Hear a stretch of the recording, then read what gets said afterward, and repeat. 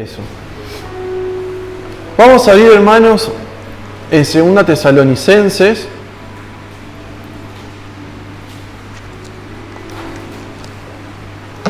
Capítulo 2.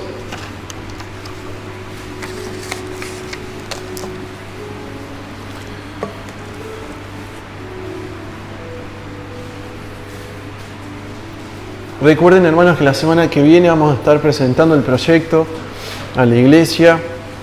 Vamos a estar compartiendo durante la reunión. También lo vamos a pegar como está ya el del año pasado. Tenemos que sacar el del año pasado. Así que también estoy orando por eso. Y la verdad me siento raro hablando. Siento que me hablo a mí mismo dentro de un tarro en la cabeza. Es una situación muy rara. Bueno, 2 Tesalonicenses vamos a ver. Quiero desarrollar un poco más acerca del Día del Señor. ¿Se acuerdan que yo ya hace 4 domingos atrás hablé acerca de esto? Hablé de la importancia que Pablo está hablando, enfatizando a la iglesia acerca de estos hechos tan importantes. Generalmente, a través de los años, personalmente también he escuchado a los predicadores decir que la iglesia tesalonicense era una iglesia modelo, una iglesia de ejemplo, por el tipo de conducta que tenía, por cómo mostraban los frutos del Espíritu, ¿no? Pero también, cuando estudias a fondo o te acercás de una manera más profunda al libro, te vas a dar cuenta que es una iglesia imperfecta. No existe la iglesia perfecta acá en la tierra. Entonces, habíamos visto que Pablo, en el 2 capítulo, ya no solamente habla en el primer capítulo habla de una iglesia que debe permanecer firme porque estaba pasando prueba, tribulación, persecución. Les muestra la importancia que yo les había marcado en los primeros domingos del mes de enero, de la importancia de tenerlo a la iglesia de acercarse como a Dios, como un padre y del señorío de Jesucristo, ¿no? El apóstol Pablo desarrolla, elogia, ve el testimonio de los hermanos, cómo va creciendo, pero necesita hacer algunas correcciones en lo que está sucediendo a nivel iglesia. Todo marchaba bien, pero no tanto. Cuando acerca la lupa al apóstol Pablo, se encuentra con algunas cosas, y enseguida en el capítulo 2, versículo 1, dice: pero con respecto a la venida de nuestro Señor Jesucristo y nuestra reunión con Él, os rogamos, hermanos, que no os dejéis mover fácilmente de vuestro modo de pensar, ni os conturbéis ni por espíritu, ni por palabra, ni por carta, como si fuera nuestra, en el sentido de que el día del Señor esté cerca. Y eso habíamos hablado la primera vez. La última vez, la necesidad y la importancia de enfatizar este hecho. Muchas veces es un tema que he visto y que he comprobado, he vivido también, que se ha dejado de hablar en la iglesia, la importancia de la venida del Señor, la importancia de la iglesia, el rol de la iglesia en esos tiempos, en los tiempos futuros. Es importante saber, es importante meditar, es importante reflexionar lo que el Señor ha hecho, pero tenemos que también como iglesia prepararnos para el futuro, no solamente para nuestro futuro en el cielo, cuando estemos disfrutando por la eternidad junto al Trino Dios, sino también de lo que va a hacer y va a suceder en tiempo futuro. Y bueno, la iglesia tiene una posición, tiene una doctrina, una teología respecto a los eventos futuros, y hoy quiero desarrollar, pues el apóstol Pablo le da profundiza algunos puntos para que los hermanos no se confundan, los de Tesalónica. Había dicho en el versículo 2 el apóstol Pablo que ellos no debían dejar de moverse fácilmente, en el sentido de que debían pararse sobre una roca, sobre una enseñanza verdadera, y que era la enseñanza que había dado el apóstol Pablo. Muchos, a través de revelaciones, por el Espíritu y cosas así, habían distorsionado parte de la verdad que había dado el apóstol Pablo, otros alterando, mediante interpretaciones erróneas, lo que el apóstol Pablo había enseñado por carta o por palabra. Estaban confundiendo la situación de la iglesia. Y habíamos visto, desde el principio de comencé a dar el tema, es que la iglesia tesalónica es una iglesia que nació y estaba en un proceso continuo de sufrimiento, de padecimiento por las tribulaciones y las persecuciones, cuestión de la cual nosotros como iglesia estamos muy lejos de eso, porque hoy aquí en Rafaela al menos no estamos sufriendo persecución por hablar de Cristo, por comunicar la verdad del Evangelio. Entonces, el apóstol Pablo vuelve a revisar y hace una corrección respecto a esta verdad, porque de una iglesia tan fructífera, de la cual tantas iglesias alrededor del mundo hablaban del testimonio tesalonicense, también allí adentro se estaban gestionando, estaban naciendo enseñanzas que estaban confundiendo y diciendo que esto ya estaba sucediendo y que todas las persecuciones y las tribulaciones eran parte de algo que ya estaba sucediendo, que es acerca de la venida del Señor, y que ellos quizás ya estaban pasando la parte de la tribulación. Entonces el apóstol Pablo les dice en el versículo 3 que nadie os engañe en ninguna manera, porque no vendrá sin antes venga la apostasía y se manifieste el hombre de pecado, el hijo de perdición. Entonces quiero ver 3 puntos generales. Podemos llegar a durar, hermanos, 15 minutos como media hora, no sé cuánto vamos a durar, pero quiero que veamos, repasemos generalmente, porque la escatología en sí es una enseñanza que requiere mucha profundidad. Y no es el propósito de esto, sino comunicar algo de lo que el Señor me ha dado para usted acerca del libro de Tesalonicenses. Entonces, el primer punto, que es lo que estuvimos viendo, ¿sí?, el último domingo que prediqué el capítulo 2, es la relación del día del Señor con el presente. ¿Qué habíamos redondeado? ¿Qué había dicho? Que sí, esto es algo que va a suceder, pero el apóstol Pablo les dice que todavía no era, en el presente la iglesia no lo estaba viviendo, sino que lo que estaba viviendo, y que el apóstol Pablo bien lo remarca, eran persecuciones y tribulaciones. ¿Sí?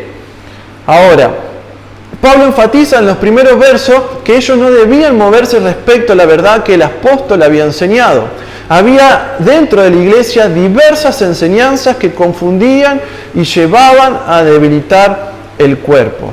Ya había dicho que Tesalónica era una iglesia que estaba en conflicto, que vivía en medio del conflicto, que fructificaba a pesar de que el tiempo en el que estaba viviendo era complicado. Entonces, algo que te enseña, que te muestra la iglesia de Tesalonicenses, es que se puede fructificar en medio de la prueba. Que incluso a pesar de que haya diferentes interpretaciones, incluso erróneas, incluso divisiones en cuanto a la doctrina, es posible fructificar, hermanos. Muchas veces tenemos el concepto de que si hay una doctrina errónea entrando en la iglesia no va a crecer. Tesalonicense es una iglesia que, a pesar de que había errores en la iglesia, porque era una iglesia imperfecta, ¿sí?, la iglesia fructificaba. ¿Por qué fructificaba? Porque Dios estaba haciendo la obra a través de los tesalonicenses. Ahora, esto no es excusa para meter cualquier tipo de enseñanza, porque el precio que estaba pagando la iglesia tesalonicense es de ser una iglesia muy joven, muy nueva. Entonces un niño puede creer fácilmente. Usted era niño, ¿no? Muchas veces nuestros padres, mi mamá me contaba que fue una señorita de 4 años a mi casa a visitar y que lo primero que había dicho era si estaba él viejo loco, algo así, ¿no? Y estaba como perseguida esta nena por si estaba el viejo loco. ¿Por qué? Porque sus padres quizás, como no sabían o no sabían manejar la conducta de la niña, le inventaron el cuento del viejo loco. Nosotros nos inventaban del viejo de la bolsa, de los crotos, de esto. Entonces, de alguna manera, como niños, nos creemos, ¿sí?, los cuentos que nos cuentan aquellos que saben. Y la iglesia, ser una iglesia joven, naciente, un niño, por ahí sucedía, como lo que vimos, es que había interpretaciones erradas. Pero eso es lo que el apóstol Pablo apuntaba quitar para que la iglesia pueda crecer al 100%. Porque si de esto la iglesia no lo corregía, evidentemente al tiempo cercano, que la cual no podemos decir seguramente hubiera tenido problemas, ¿sí? Pablo enfatiza entonces de que ellos no debían moverse respecto a la verdad que el apóstol había enseñado. Erróneamente había unos creyentes que estaban erróneamente enseñando que algunos de los polifacéticos eventos del Día del Señor ya habían comenzado. Bien, yo quiero que tengas una idea acerca de lo que el Día del Señor es. Porque el apóstol Pablo en el versículo 2 dice, en el sentido de que el Día del Señor está cerca. Y si es la primera vez que te estás topando con esta enseñanza, no está hablando del Día del Señor el domingo, está hablando de los eventos futuros. Yo hice, ya está, 10, ya ni sabía, ya tenía todo ahí resumido. Yo ahí hice un esquema, vamos a leerlos, ¿sí? Yo voy a leer los puntos, síganlo ahí. Si usted quiere sacar una foto, sáquele una foto. Si no le quiere sacar una foto, no le saque una foto. Léalo, pero no vamos a ver todos esos versículos porque yo quiero que vos tengas una idea, si nunca te topaste con esto, acerca de lo que es el Día del Señor, ¿sí? El Día del Señor, el Día de Jehová, el Día de Dios es el período donde Dios interviene abiertamente en los asuntos del hombre para juicio y bendición, hermanos, ¿sí? Esto lo podés leer en Joel capítulo 1, versículo 15. Esto sucederá, va a comenzar cuando termine, como algunos escritores dicen, termine el período del hombre. A mí me parece raro hablar del período del hombre. Podemos hablar del período de la gracia, ¿no? Pero va a terminar, va a cesar la gracia, esta oportunidad de que podamos compartir el Evangelio, de que el mundo pueda disfrutar lo que es el Evangelio o que le llegue el mensaje del Evangelio, va a terminar y Dios va a empezar a cerrar lo que podemos llamar el justo juicio para toda la humanidad, de todos los tiempos, de todas las edades, para grandes y pequeños. Por lo tanto, podemos hablar que esto es de un periodo. Algunos escritores que hablan del periodo del hombre que estamos ahora, toman como referencia 1 Corintios 4:3. Yo creo que ahora lo más correcto decir, que me parece más saludable y entendible, hablar del periodo de la gracia. Yo no quiero hablar de nada que diga que todo está en manos de nosotros, sino de algo que Dios dispone para este tiempo, para la iglesia, para sus hijos y para aquellos que también no creen. ¿Está? El día de Jehová es un periodo entonces que va a comenzar, escuchá esta palabra si nunca la escuchaste, con el arrebatamiento de la iglesia y terminará con la purificación de los cielos y la tierra antes de la creación del nuevo cielo y nueva tierra. ¿Sí? El orden, ahí hice un resumen general, hermano, de lo que van a ser los eventos del día de Jehová. Están allá, andá leyéndolo vos.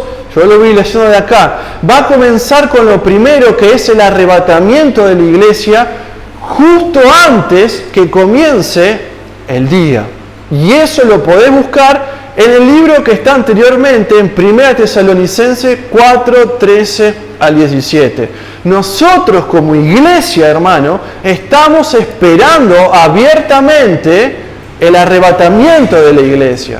Hoy estaba comiendo de mi abuela, estaba con un familiar que hablaba de que ya era suficiente el tema del sacrificio de Cristo, que muchos hablan del Apocalipsis. Sí, nosotros no habíamos hablado del tema, pero él hablaba y que muchos están en eso. La verdad que no sé si la gente habla de eso allí afuera, pero él decía eso y que era suficiente. No, como iglesia nosotros esperamos la salvación y esperamos también la posibilidad de que el Señor provoque el arrebatamiento de la iglesia y que ojalá nosotros podamos disfrutar de eso. Si no, alguna otra generación posterior a nosotros puede ser partícipe de lo que es el arrebatamiento de la iglesia. La segunda parte es el cumplimiento de las 70 semanas de Daniel. Lo vas a encontrar en el Antiguo Testamento, Daniel 9:27, donde la segunda mitad es la gran tribulación. Algunos versículos que yo puse, puede haber más, puede haber menos, bueno, menos no, pero puede haber más. Mateo 24, 21 y Apocalipsis 7, 14. En tercer lugar, el regreso del Señor en gloria para establecer el reino milenial, Mateo 24, 29 al 30. En cuarto lugar, la destrucción de la bestia, el falso profeta y sus ejércitos, un acontecimiento grande y terrible que aparece en Apocalipsis 19, 11 al 21. Algo muy inimaginable para nosotros, de la cual cuando vas al pasaje, creo que el pasaje más guau así que a mí me provocó es Apocalipsis 19, 19. En quinto lugar, el juicio a los gentiles de acuerdo a cómo trataron a los hermanos de Cristo, al pueblo judío. Vas a encontrarlo en Zacarías 14, 1 al 9, Mateo 25, 31 al 46 y el juicio a Israel en Apocalipsis 20, 7, 10. Sexto, el reino milenial de Cristo en la tierra, Apocalipsis 24 al 6. 7, juicio a Satanás y su rebelión final, Apocalipsis 20, 7 al 10. 8, resurrección y juicio final de los impíos, Apocalipsis 20, 11 al 15. Y 9, destrucción de la tierra y cielo actual por medio de fuego antes del futuro día de Dios, que aparece en 2 Pedro 3, capítulo 3, versículo 10 al 12. Y por último situé la creación de los nuevos cielos y nueva tierra, de la cual ahí puse varios pasajes, Isaías 65, 17 al 19, 66, 22, 2 Pedro 3, 13 y Apocalipsis 21, 1. No vamos a desarrollar todo esto, es solamente para alguien que si nunca en tu vida has escuchado esto, son eventos futuros de la cual la iglesia, gran parte de estos pasos no vamos a vivir si estamos esperando el arrebatamiento de la iglesia.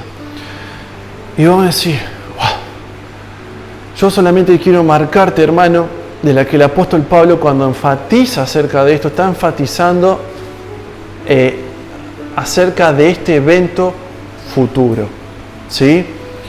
Por lo cual les dice a los hermanos, ustedes hermanos no están viviendo esto, todavía no se ha acercado, ¿sí? Eso es respecto y un poco un resumen de todo lo que fuimos viendo el último domingo, en cuanto al día del Señor en relación con el presente. Vamos a ver ahora el punto número 2, el día del Señor con relación o en relación a la apostasía y el hombre de pecado. Dice, nadie os engañe en ninguna manera, porque no vendrá sin que antes venga la apostasía y se manifieste el hombre de pecado, el hijo de perdición. Lo que está sucediendo es que también hablé algo, porque estamos muy cerca ahí en el tema de evento y lo que hablé el último domingo acerca de la apostasía, y habíamos visto algunos pasajes de cómo iban a ser los hombres en cuanto a ese tiempo.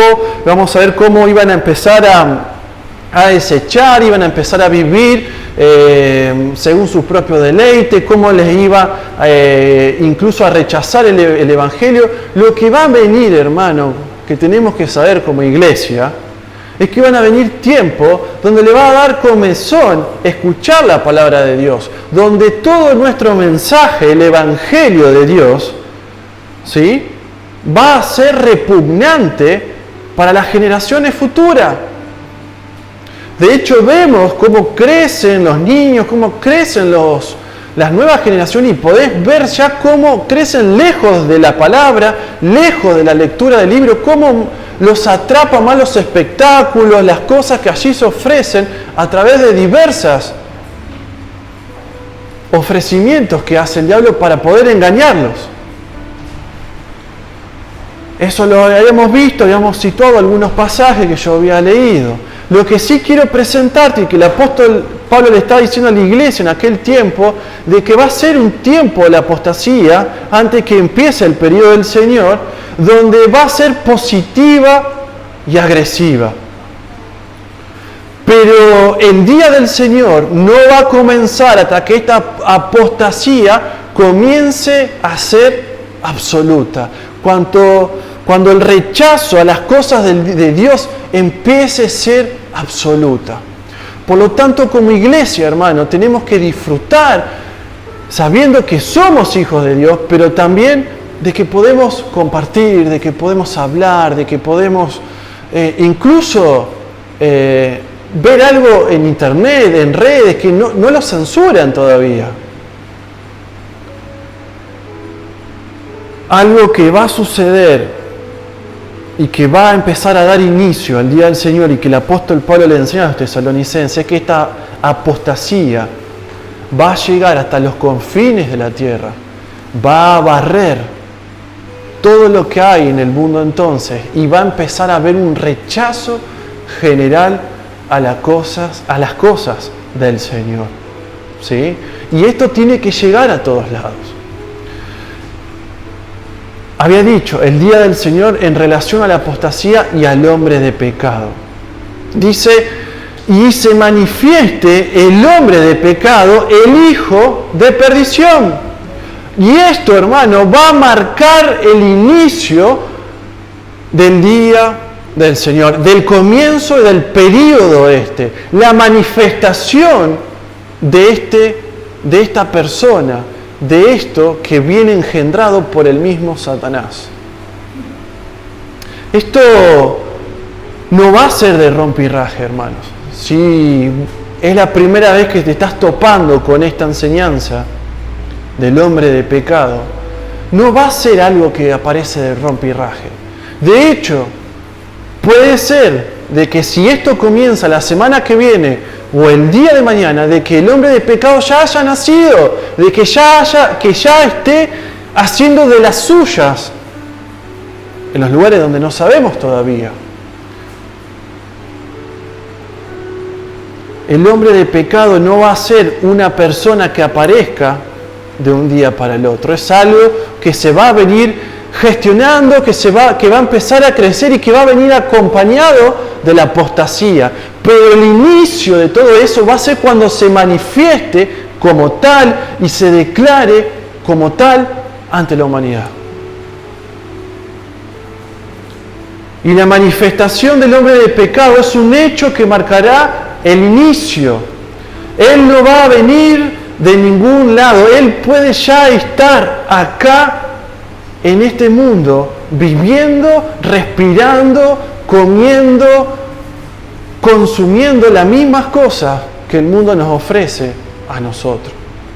Va a aparecer un hombre común y corriente, pero que no es para nada de Dios, sino que viene del mismo Satanás. Y todo esto, lo que va a marcar su manifestación, su poderío, que empiece a mostrar de la suya, va a ser cuando empiece a hacer un pacto con el pueblo judío, de la cual va a poder empezar a manifestar su poder y todo lo que vamos a ir leyendo de algunas características que va a tener esta persona, de la cual se va a poder distinguir fácilmente. Y que lo podés encontrar en Daniel 9:27. Y como dice, el mismo nombre dice el hombre de pecado. Y sabemos por las Escrituras de que Dios no es un Dios que se complace de la maldad y que el malo no va a habitar junto a él, dice el Salmo 5:4, ¿o no? Y esto dice que esta persona va a ser un hombre de pecado. O sea, le estamos como conociendo su nombre de pila, su sobrenombre, o como quiera decir, que va a ser de pecado. Que todo lo que haga va a estar en relación al pecado, que se va a ocupar de difundir, de establecer, de desparramar, de promocionar, de provocar el pecado.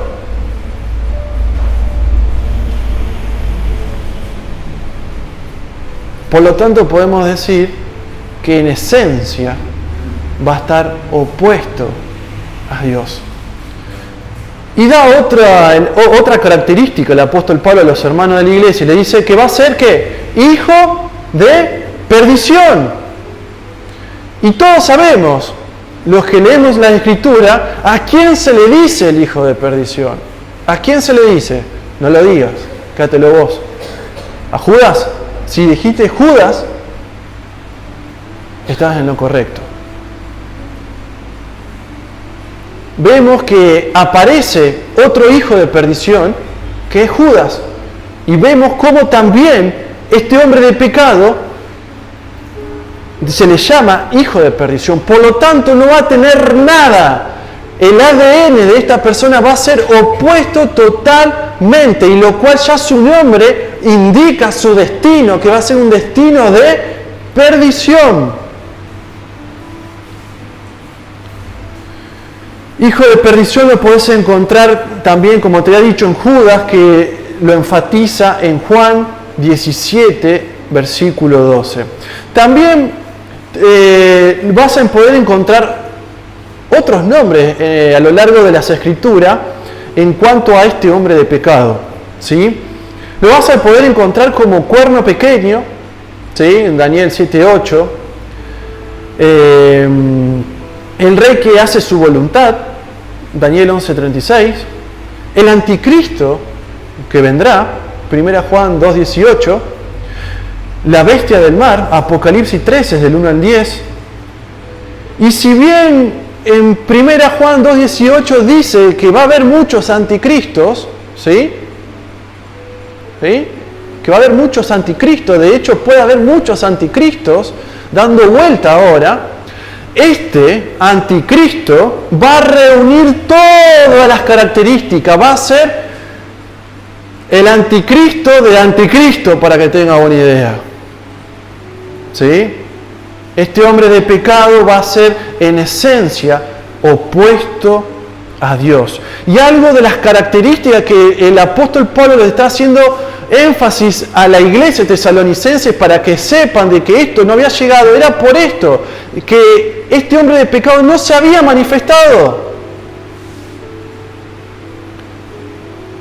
Y va a dar algunas características el apóstol Pablo diciendo, versículo 4 dice, el cual se opone, enemigo de Dios, Satanás, enemigo de Dios, se opone y se levanta contra todo lo que se llama Dios o es objeto de culto, tanto que se sienta en el templo de Dios como Dios, haciéndose pasar por Dios.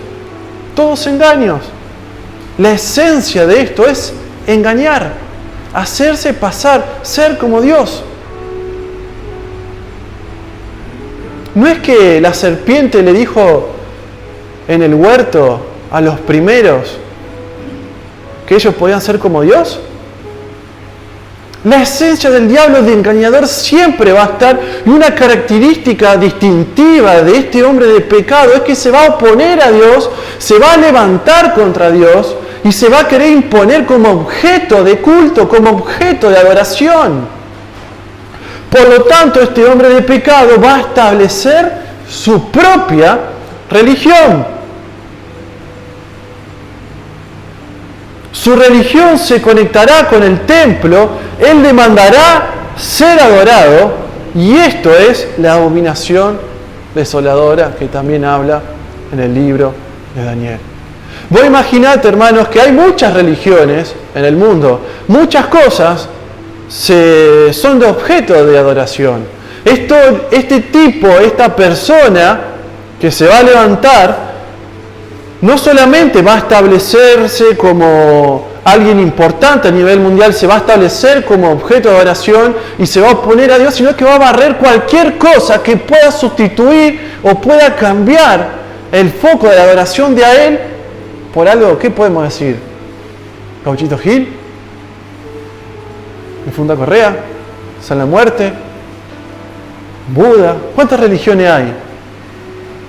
Solamente se sabe los tres monoteísmos y los politeísmos que hay. Se va a levantar contra todo eso.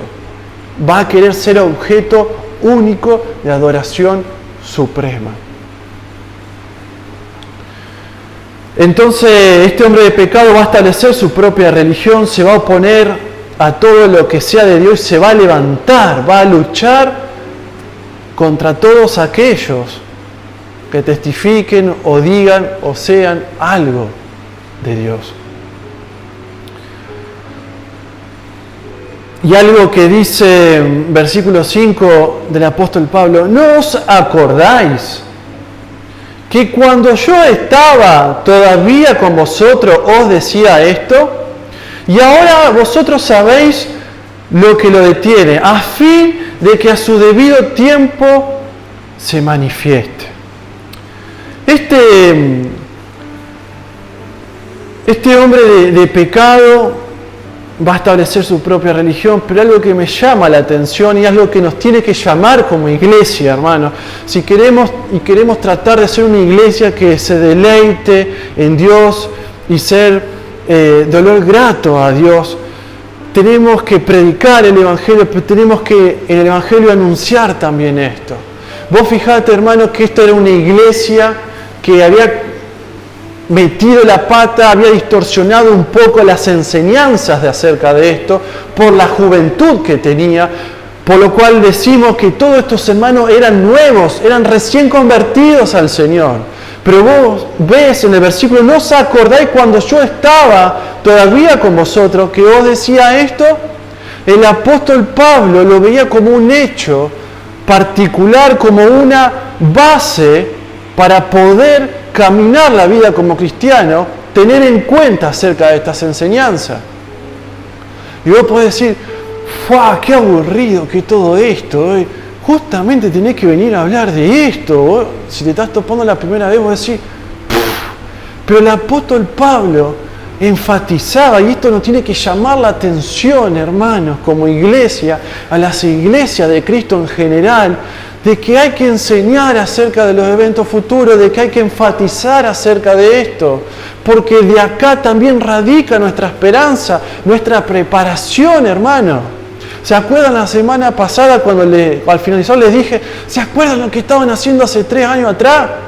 Estábamos todos locos, despavoridos, la cuarentena se venía, nos preparábamos que esto, que allá, que comprar el detergente, que la lavandina, que la comida, porque eran 15 días y que después eran más tiempo y no sabíamos cómo salir, y muchos se ponían tachos en la cabeza, se ponían disfraces y salían a la calle, y salía uno y se bañaban y se limpiaban y tantas cosas que nos ha dejado la pandemia. ¿Y cómo nos preparábamos para hacerle frente? Tomá esa idea, hermano, que hay que hacer frente, que hay que prepararse para esto, que hay que ponerle énfasis a esto. Porque no sabemos cuándo el Señor va a arrebatar a su iglesia. De hecho, vemos síntomas a nivel mundial de que hay cosas que cada día nos dicen de que el Señor está cada día más cerca. Yo no creo que nadie de los que están acá, estando avisados, no hayan hecho nada cuando sabían que estaban por entrar a la cuarentena. Me imagino que todos andaban mirando cómo hacer detergente, cómo buscar provisiones, cómo, no sé, producir papel higiénico, alcohol, no sé. Todos estábamos en una de esas, todos nos estábamos preparando, mucho o mínimo, pero todos nos preparábamos. ¿Y cuánto hay de nosotros en esta semana o en las que viene que nos vamos a preparar, que vamos a vivir teniendo en mente acerca de estos eventos?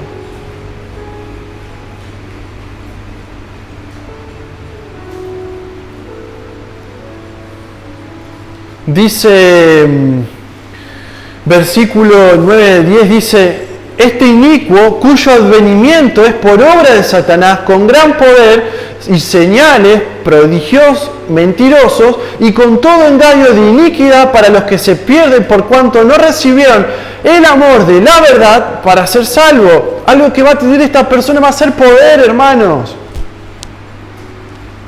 Este hombre de pecado va a tener poder. Y algo que me llama la atención, que dice el apóstol, versículo 9, que con gran poder, dice, y señales y prodigios, mentiroso.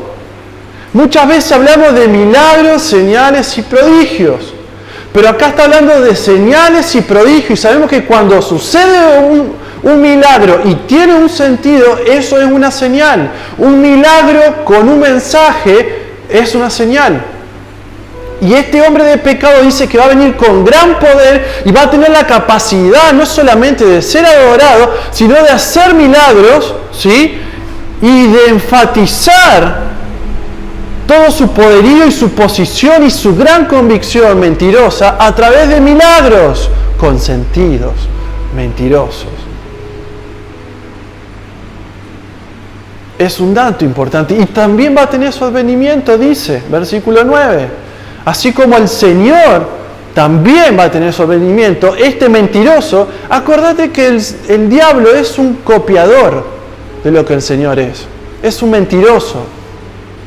Va a hacer todo parecido a Dios porque es mentiroso, porque no le sale de otra manera. También va a tener su manifestación, va a llegar, va a ser todo exactamente, quizás, parecido a Jesús cuando vino la primera vez a la tierra. Pero vos fíjate que Jesús nunca tuvo la motivación de ser adorado, de ponerse como rey, ¿no? Va a aprovechar todo eso, va a tomar ese orgullo diabólico y se va a poner por encima de todo. Pero mentiroso. Va a tener poder. Y dice versículo 8, y entonces se manifestará aquel inicuo a quien el Señor matará con el espíritu de su boca y destruirá con el resplandor de su venida. Dice que el Señor con el espíritu de su boca es la única expresión que se encuentra en la Escritura y da como la idea de que va a ser como un huracán o una ráfaga. Me hacía acordar a mi mamá que el otro día, yo siempre voy hablando cosas por ahí que me van pasando, ¿viste? Quiero por ahí bajártelo. Se quemó mi mamá con el vapor de la olla. Y está dando la idea de que el Señor incluso cuando lo mate a este hombre de pecado, va a ser como esas ráfagas de vapor que salen de los hornos calientes. Va a ser algo instantáneo. Ni siquiera se va a topar con él mismo. Mira lo que dice. Matará con el espíritu de su boca y destruirá con el resplandor de su venida. Con solamente el resplandor lo va a liquidar a este hombre de pecado. Ahí te das cuenta del poderío de nuestro Señor. Solamente su resplandor hará hacerlo desaparecer. No habrá lucha de cuerpo a cuerpo, ni de películas de Marvel que pelean con los enemigos, con poder y que tiran rayos. El resplandor de su venida lo liquidará y lo hará desaparecer. ¿Sí? Esto es respecto al segundo punto, el día del Señor con la apostasía y el hombre de pecado. Algo muy resumido y conciso, hermano. ¿Sí? El tercer punto que quiero hablar es el día del Señor con el que detiene. Hay un argumento que es muy importante, que el apóstol Pablo les enseña y que está metido acá, está ahí, entrelazado en medio de los versículos. Vamos a leer y dice, vamos a leerlo bien. Dice, ¿no acordáis que cuando yo estaba todavía con vosotros, os decía esto? Y ahora vosotros sabéis lo que lo detiene. Escuchá. A fin de que su debido tiempo se manifieste. Porque ya está en acción el misterio de la iniquidad, solo que hay quien al presente lo detiene hasta que él a su vez sea quitado de en medio. Y hay muchas interpretaciones acerca de esto. Yo te voy a pasar la interpretación de lo que la iglesia cree respecto a esto. Y el apóstol Pablo, respecto al día del Señor, con la figura del que lo detiene, ¿sí? Detener habla de que hay algo en el presente que lo retiene fuertemente para que esto no se produzca. ¿Sí? Según el versículo 5, ellos sabían quién era eso. Por lo que vemos, el retenedor, el que detiene, el que hace esta fuerza, es una persona. Muchos escritores en aquel tiempo, sobre todo los que estaban diciendo que ya se estaba viviendo esto, pensaban que podría llegar a ser el gobierno romano, un ángel. Pero ¿quién puede ser esto que llegue a detener el misterio de la iniquidad para que esto no se manifieste ya? Y la iglesia cree que es Dios. ¿Sí? Dice, versículo 6, y ahora vosotros sabéis lo que lo detiene. El versículo 6, cuando habla de lo que lo detiene, habla de un neutro. ¿Sí? Por la cual nosotros creemos que es Dios.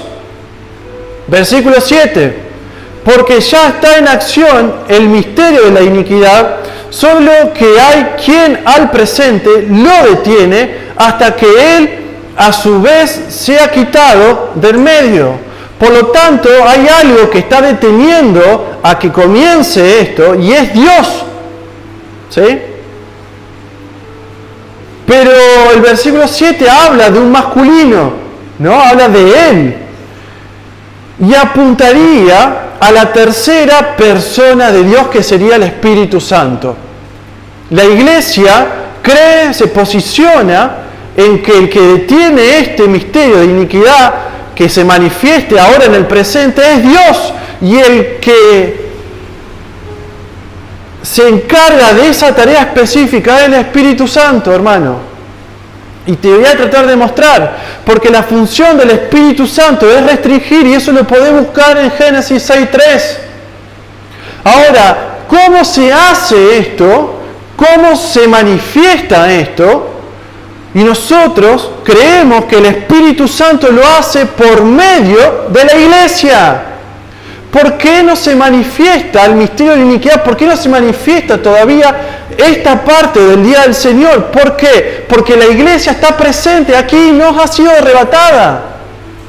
Por lo tanto, mientras el Espíritu Santo está obrando en nosotros, de la cual la Iglesia cree que el Espíritu Santo, cuando es sellado, nosotros no perdemos la salvación, sino que el Espíritu Santo obra en la tierra a través de su Iglesia.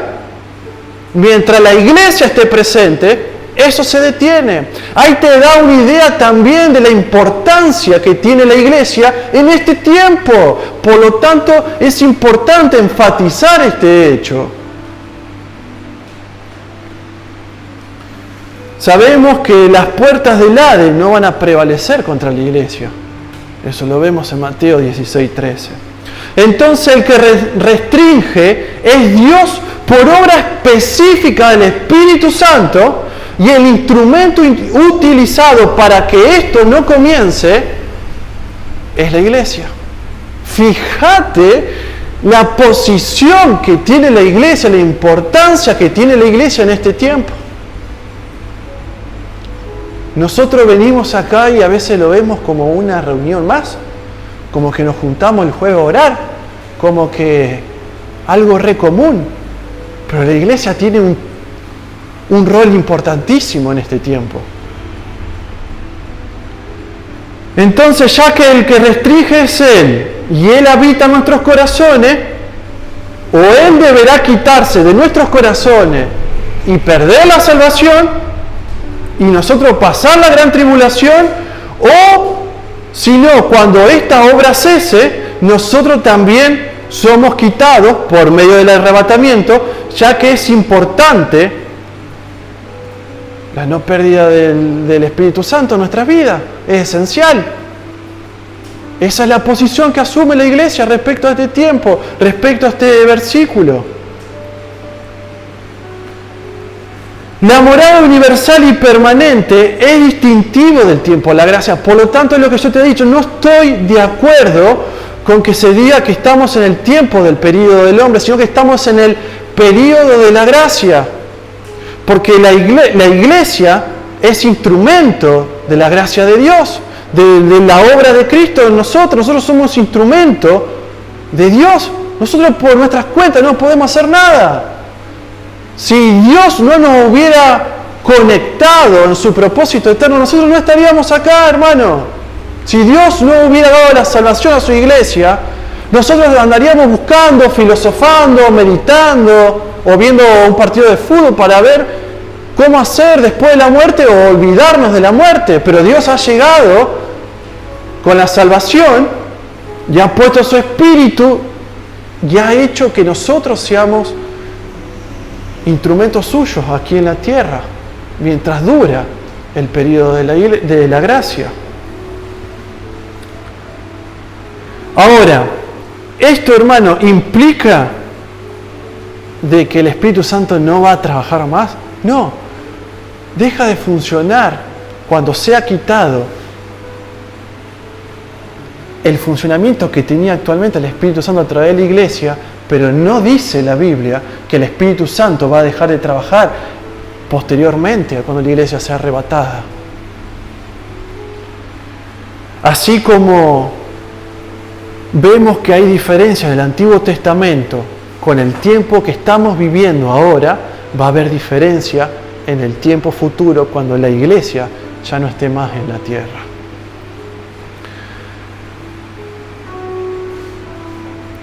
Así que dice, terminando ya, porque ya está en acción el misterio de la iniquidad, solo que hay quien al presente lo detiene, hasta que él a su vez sea quitado del medio.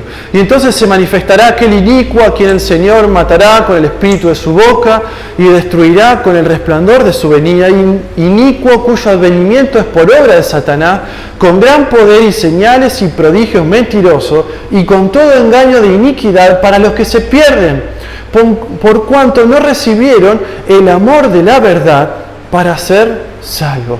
Por esto Dios les envía un poder engañoso para que crean en la mentira, a fin de que sean condenados todos los que no creyeron a la verdad, sino que se complacieron en la injusticia. Y está hablando, ya termino acá con esto, lo paso por arriba a los últimos versículos, que el Señor va a permitir que suceda esto. Son los tiempos del Señor y no nuestros. Y vos decís, y todos aquellos que se van a quedar, que no van a ser arrebatados, son aquellos que hoy mismo están negando el Evangelio, que rechazan, que les da comezón escuchar el Evangelio, que cuando ven algo acerca de Dios en la televisión, en la radio, en las redes, cambian de canal, cambian de dial o cambian de página, o cuando le vas a predicar te cierran la puerta. Esta gente va a ser condenada, y vas a ver, porque me llama la atención, dice que toda esta gente va a ser partícipe de este poder mentiroso y se van a complacer de esto, porque dice que no recibieron el amor de la verdad para ser salvos. Tuvieron la oportunidad, hermanos, tuvieron la oportunidad de recibir el amor, no de que ellos lo consigan, de recibir el amor de la verdad, y lo rechazaron. Y el Señor al final de los tiempos va a demostrar a través de su justo juicio de que esos que rechazaron también se van a complacer en todas estas cosas raras que va a hacer el hombre de pecado. Y va a quedar demostrado delante de Dios que todos los que rechazan hoy el Evangelio de Dios, esos mismos también van a disfrutar, ¿sí?, con toda libertad y libertinaje, las abominaciones del hombre de pecado. Y no van a necesitar más explicación ni justificación de por qué a mí Dios no me salvó cuando estemos en el juicio. Por lo tanto, iglesia, después, la última parte del capítulo 2, estaba viendo, lo vamos a ir cerrando con el último capítulo, pero quería compartirle este mensaje de parte de Dios. Si es la primera vez que escuchaste, creo que es mucha información, mucho contenido bíblico. Y si lo escuchaste, si ya conoces el tema, es para que vivamos la semana esperando su venida, para que en nuestras oraciones podamos decirle: Señor, ven a buscar la iglesia, estamos preparados para eso. Quiero ser de una iglesia, quiero ser parte de una iglesia que predica el Evangelio, pero que también está preparada para el arrebatamiento. Hace 2 domingos estaba escuchando una iglesia muy famosa, de la cual me rompía el oído escuchar cómo distorsionaba un mensaje acerca de los tiempos futuros, con la posibilidad de buscar quizás un milagro, de estar preparado, de que las cosas no nos suceden porque estamos desatentos. Nada que ver. Ya incluso como vivió Tesalonicense, hoy también se está bien. Ya ni siquiera se toma el atrevimiento de hablar de estos temas porque son aburridos, porque son cosas malas de Dios. Pero como iglesia tenemos que predicarla, enfatizarla, tanto a nuevos como a viejos. Y que ojalá, dice el apóstol terminando, que todo esto pueda confirmar vuestras obras. Que toda esta base, que todo lo que aprendemos, todo lo que sabemos acerca de la salvación y de lo que esperamos, pueda confirmar, pueda ser tu convicción. Cuando vayas, prediques, cuando ores, cuando leas, cuando estés allí en el trabajo o en tu casa, en el ocio o en la ocupación. ¿Sí, hermanos? Vamos a orar. Padre Santo que estás en los cielos, te quiero dar las gracias por este tiempo, gracias por tu palabra que siempre nos alienta, nos conforta, nos ayuda, Señor, a poder permanecer en ti, en tus palabras, Señor, porque como iglesia deseamos llevar tu fruto, deseamos gozarnos en tu fruto, deseamos crecer en ti, que deseamos también compartir de esto. Amado, hoy Señor, como iglesia, cada vez que somos confrontados con tu palabra queremos vivir. Y hoy, Señor, como iglesia, estamos esperando que vos vengas a buscar a la iglesia. Señor, no sé qué va a suceder esta semana, pero queremos hacer tu voluntad. Queremos que tu Espíritu nos guíe, nos ayude, nos dé la fortaleza necesaria para enfrentar la rutina de cada día, que nos prepare también para compartir tu Santo Evangelio y nos prepare para compartir el tiempo de tu iglesia. Señor, danos esas victorias que estamos necesitando. Señor, queremos dejar toda preocupación, queremos dejar toda cosa banal, terrenal, para enfocarnos en ti. Enfocarnos en tu promesa, enfocarnos en tu salvación, enfocarnos en tu verdad. Que todo lo que hagamos, todo lo que pensemos, todo lo que sintamos, sea para la gloria tuya. Señor, toma esta iglesia y ayúdanos a caminar contigo, porque es la mejor decisión que podemos hacer. Gracias te doy por todo en el nombre de Cristo Jesús.